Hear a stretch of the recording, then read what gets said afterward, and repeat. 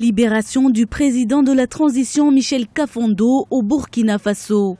Retenu depuis mercredi 16 septembre 2015 par des membres du régiment de la sécurité présidentielle, il a été autorisé ce vendredi 18 septembre à rejoindre sa résidence, selon un communiqué du Conseil national de la démocratie. En signe d'apaisement et dans l'intérêt général, le CND a décidé de libérer le président de la transition Michel Kafando.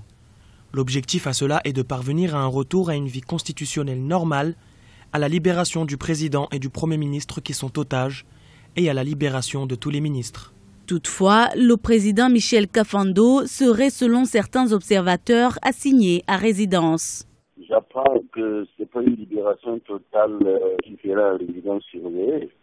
C'est une amorce, mais pendant qu'on libère les otages, on est en train de massacrer les populations. Au moment où je vous parle, la ville est en ébullition. On nous apprend ça et là qu'il y a des balles qui ont tué des jeunes dans certains quartiers. Après le coup d'État de mercredi 16 septembre 2015, dirigé par le général Gilbert Diendéré, ce dernier a été nommé président du nouveau Conseil national de la démocratie par les putschistes.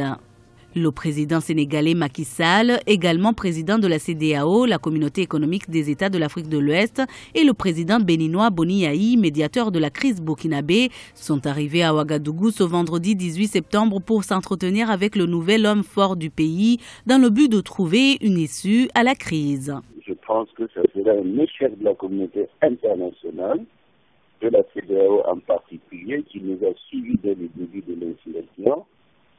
Le président Macky Sall, il y a eu Boni, qui n'arrive vraiment pas à faire entendre raison le général Gilbert Diendéré et ses troupes.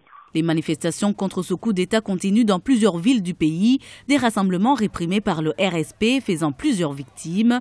L'Union africaine a annoncé la suspension avec effet immédiat du Burkina Faso ce vendredi 18 septembre.